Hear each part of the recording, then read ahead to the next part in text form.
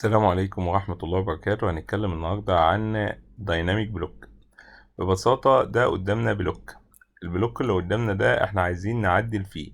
زي ما احنا عارفين اللي احنا كنا بنقوم رايحين ضاغطين عليه ضغطتين فبيتفتح لنا حاجة اسمها الايديت بلوك، او اللي انت حضرتك بتضغط عليه وبتيجي من فوق من هنا على حاجة اسمها الايديت بلوك او البلوك اديتور، وبعد كده بتقوم رايح ضاغط اوكي فبيتفتح لك الشاشة دي. الشاشة دي هي الشاشة المخصصة للديناميك بلوك، وقلنا علشان نرجع للشاشة القديمة فاحنا بنقوم رايحين عاملين هنا حاجة اسمها كلوز بلوك اديتور. طيب هنيجي نتعلم كده تريكاية سريعة هو اللي انا ازاي اعدل في البلوك ده من غير ما اخش جوه البلوك اديتور. اقوم عامل ايه؟ ضاغط عليها كليك يمين، محددها وضاغط عليها كليك يمين، واعمل حاجة اسمها edit block in place، يعني اعمل لي تعديلات على البلوك دي في مكانها. اقوم ضاغط عليها اوكي. اوكي، نلاحظ معانا ان دي ما عادتش بلوك، بقت خطوط تقدر حضرتك تعدل فيها براحتك. يعني انا لو قمت رايح مسحت دي فانا مسحت الخط ده، اجي فوق هنا اعمل حاجه اسمها سيف تشينج واقوم قايل له اوكي. كده ده لسه زي ما هو بلوك، بس انا ما دخلتش جوه الايديت بلوك، انا عملت له حاجه اسمها ايديت بلوك ان بليس. طب هنتكلم النهارده بقى عن موضوع كنترول زد بس الاول عشان نرجع البلوك الاساسي. هنتكلم النهارده عن موضوع بقى الدايناميك بلوك. هو ايه الدايناميك بلوك؟ انا بدل لما يكون عندي بلوكات كتير قوي انا ممكن اخلي بلوك واحد متعدد الاغراض. طيب دي نعملها ازاي؟ كليك يمين واقوم قايل له هنا حاجه اسمها بلوك اديتور، او اضغط عليه ضغطتين، او اضغط على بلوك اديتور من فوق، يتفتح معايا بالمنظر ده.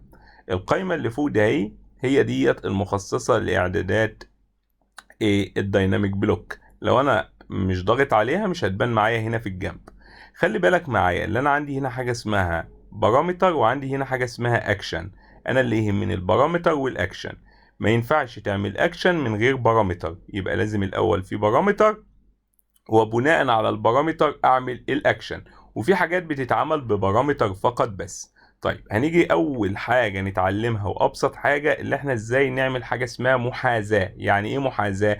وليكن مثلا مخرج الهواء ده انا مش محتاج اللي اعمل له روتيت على حيطه مايله، انا محتاجه اللي هو اول لما يلامس الحيطه المايله او السقف المايل هو ياخد محاذاه لنفسه على طول. هاجي نقط على حاجه اسمها الالاينمنت واضغط عليها. هنلاحظ تحت هنا بيقول لي حدد لي البيز بوينت، اقوم قايل له دي البيز بوينت اهو. كده قمت رايح محددت له نقطة البداية ونقطة النهاية. ده اسمه ايه يا اخوانا؟ الالاينمنت. يبقى انا كده حددت الخط من نقطة بداية ونقطة نهاية. تيجي نعمل دلوقتي تيست للبلوك عشان نختبر ان البلوك ده ناجح ولا مش ناجح. هنلاحظ مع بعض اللي دلوقتي لو انت ضغطت على البلوك دلوقتي هتلاقي فيه هنا علامة في الجنب، هنا علامة محاذاة.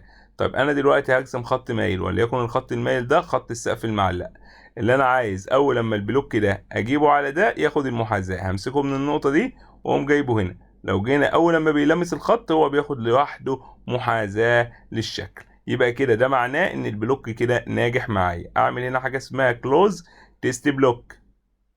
نرجع تاني للديناميك بلوك بتاعنا. يبقى دي اول حاجة احنا عملناها طلعت ناجحة. نعيدها تاني، يعني همسحها اهو، احدد عليها واقوم رايح مسحها. هنيجي هنا نعمل الاينمنت، بحدد نقطة البداية ونقطة النهاية. يبقى دلوقتي بقى بيتعمل له محاذاة بالخط ده. تمام كده؟ يبقى لا اما تعمل محاذاة بالخط ده لا اما تعمل محاذاة بالخط ده. جميل كده؟ كده مفيش اي مشكلة. طيب دلوقتي انا عايز اعمل للديفيوزر ده تكبير وتصغير. علشان اعمل تكبير وتصغير فانا محتاج بارامتر.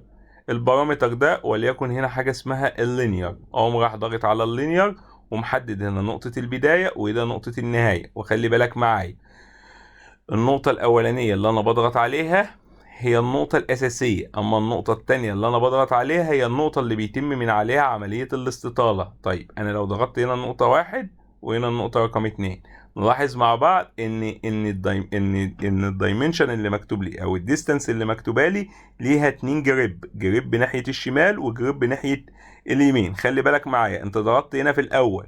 طب جميل، لو أنا رحت دلوقتي ضغطت على البارامتر ده ورحت هنا اهوت في قائمة البروبرتيز بتاعته ونزلت تحت على حاجة اسمها نمبر اوف جريب وخليتها رقم واحد. لو انا خليتها رقم واحد فنلاحظ مع بعض ايه اللي حصل. دي اختفت، الجريب اللي هنا اختفى وده اللي بقى. ليه؟ علشان انا قلت لك ان الاولاني ده دايما بيبقى الاساسي، اما التاني هو اللي بيتعمل له عمليه استطاله.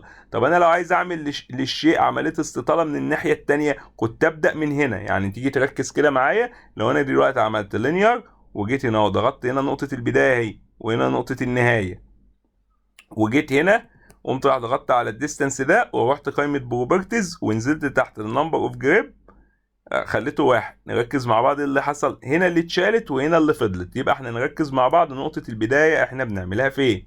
طيب يبقى ده اللي بالنسبة لنا البارامتر. ناقص نعمل الاكشن. هنيجي هنا في الاكشن اقوم قايل له انا عايز اعمل سكيل، اقوم قايل له سكيل، يقوم قايل لي السكيل حدد لي البارامتر اللي انت هتعمل له سكيل. اقوم قايل له هو ده البارامتر اللي انا هعمل له سكيل اللي هو اسمه ديستانس واحد. قال لي بعد كده حدد لي الاوبجكت، اقوم راح قايل له الاوبجكت ده كله اهو، كل ده انا عايز يعمل له سكيل. وبعد كده ادوس انتر او ماستر. نلاحظ مع بعض اللي بقى فيه هنا اكشن اتعمل لي.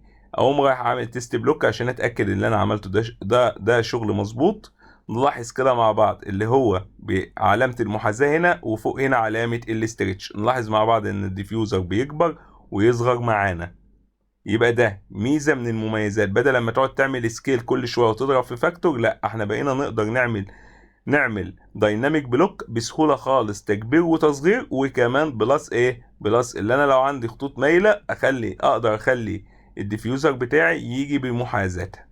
طيب ممتاز. هنعمل دلوقتي كلوز للبلوك بتاعنا، للتست بلوك بتاعنا. يبقى دلوقتي احنا اتعلمنا في السيشن دي ازاي نعمل الاين وازاي نعمل سكيل للبلوك ده. وشكرا لكم.